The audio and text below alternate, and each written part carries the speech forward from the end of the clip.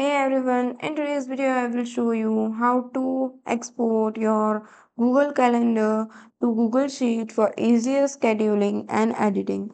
So let's get started. First, open your Google Sheet and at the top of your screen, you will see here several tabs. Click on the extension tab and from the drop down select add-ons. Now click on the get add-ons. This will pop up a new window. Now here search for export calendar.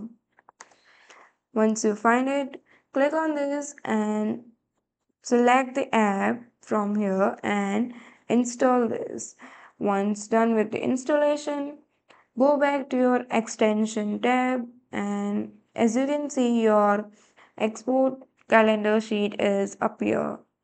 Now click on this and click on open sidebar.